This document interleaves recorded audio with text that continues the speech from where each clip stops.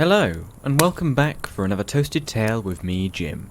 I'm really happy you decided to join me today around the fireside. If you, like me, enjoy hearing stories, then you've come to the right place. I think there are interesting stories in every subject. They're just waiting to be found and shared. In this podcast, we're going to take a random subject and use it as a seed to do some research, and in that time, I'll do my best to find a story that hopefully I and you will find enjoyable. So let's bring in the subject randomizer, give it a spin, and find out what today's topic will be. So as per usual, the subject that's been chosen is random, and the random subject today is the Labour theory of copyright. I know, exciting. Now just for clarity, I am no expert on the Labour theory of copyright. You're listening to someone who has never encountered this myself, and also someone who is by no means an expert in this field. I'm just a guy who likes to find interesting stories and learn a thing or two along the way. So as not to keep you all waiting around, I have completed the hour's research on the Labour theory of copyright, and I'm very excited to share with you what I found. First, before we look into the Labour theory of copyright, I think a bit of background is sorely needed. Let's go back to the Age of Enlightenment, which was a significant time in human history where intellectual and philosophical movements dominated the world of ideas in Europe during the 17th and 18th centuries. A lot of these ideas centered on the pursuit of happiness, the sovereignty of reason, and the evidence of the senses as the primary source of knowledge and advanced ideals. Some of these ideals were liberty, progress, toleration, fraternity, constitutional government, and the separation of church and state. It was a pretty big deal, and was concerned with a lot of the ideas that we now take for granted in our modern lives. Interestingly, the cause of this cascade of forward-thinking ideas was from a few interesting places. Firstly, it appears that one of the main causes was actually the 30 Years' War. This was a hugely destructive conflict, mostly fought within the Holy Roman Empire between 1618 and 1648. And just so you geographically understand where this is nowadays Germany, Northern Italy, Austria, Switzerland, and other nearby territories. Now, after military and civilian deaths hit the range of 4.5 to 8 million, and in some areas of Germany up to 60% of the population were decimated.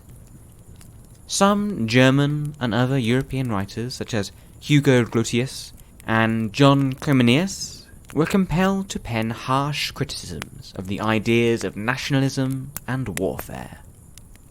At the same time, with the greater European exploration of distant lands, great thinkers' interests were becoming scientific study, looking into other cultures and philosophies, which would have successfully started introducing new thoughts and ideas over how lives should be led to those in high society establishments and cafes all across the European capitals, further encouraging radical and new thoughts for the time. Another reason may have just been that people had had it. They'd reached the breaking point. After centuries of mistreatment at the hands of monarchies and the church, the most intelligent and vocal among everyone finally decided to speak out against these wrongdoings. It's also in no small part due to a snowball effect of smaller advances happening maybe before what we traditionally know as the Enlightenment, triggering larger ones. And when these people making these advancements become popular and almost celebrity, it encourages more people to go into scholarly pursuits and make their own advancements to show the world that they too have something to offer to human advancement. One of these such advances was a man named John Locke, born in 1632 in Somerset, England, and attending Oxford to study medicine. He would become one of the most influential Enlightenment thinkers during the span of his life. His works are wide-ranging, but there are two in particular which I want to focus on. First was the foundation of modern philosophical empiricism, which is the belief that all concepts originate in experience. The second is political liberalism, where its central drive is to protect and enhance the freedom of the individual, and that the lack of these freedoms are the central problem to politics and life. His political thought was grounded in the notion of a social contract between citizens, and in the importance of toleration, especially in the matters of religion. And it was a good thing too, as this was at a time where religious tensions throughout Europe weren't just ready to blow, but were actively exploding all over the continent. You know that 30-year war we mentioned earlier? Well, one of the main reasons that millions of people were dying was because Catholics and Protestants were not happy with each other, and they were killing each other left, right and centre. A little closer to Locke's home, in England, there was a glorious revolution, which took place in England between 1688 and 1689, where James II, king at the time, who was a overt Roman Catholic, was coming into contention with some of the other prominent faiths in the country. A number of important individuals decided that something had to be done, and so they invited William of Orange from the Netherlands to come over to England with an army and redress the nation's grievances. Now, with William being a staunch Protestant, this of course came with some problems. And on November the 5th, 1688, he landed in Brixham on Torbay and advanced slowly to London as support fell away from James II, leading eventually to him fleeing to France. William of Orange didn't take the kingship though. He settled with Parliament to form a new way of moving forward, and this settlement marked a considerable triumph for people like John Locke. He contended that the government was in the nature of a social contract between the king and his people represented in Parliament, and the Glorious Revolution permanently established Parliament as the ruling power in England. And if that isn't a win for breaking up the major power structures of the time and improving individual freedoms, then I don't know what is. Additionally though, another moment in time that affected, well, people at the time but continues to do so now, was how Locke's teachings influenced the United States Declaration of Independence, which at its heart was a rejection of the foreign rule of Britain in favour of control for themselves. And most scholars today believe that Jefferson derived the most famous ideas in the Declaration of Independence from the writings of philosopher John Locke. And it was in fact Locke who wrote that all individuals are equal, in the sense that they are born with certain inalienable natural rights. That is, rights that are God-given, and can never be taken or even given away. And among these fundamental natural rights, Locke said, are life, liberty, and property. So all this to say that John Locke was a pretty big deal, and a lot of what he taught became very influential. And one such theory he proposed leads us very nicely to the star of today's tale. This is his labour theory of property.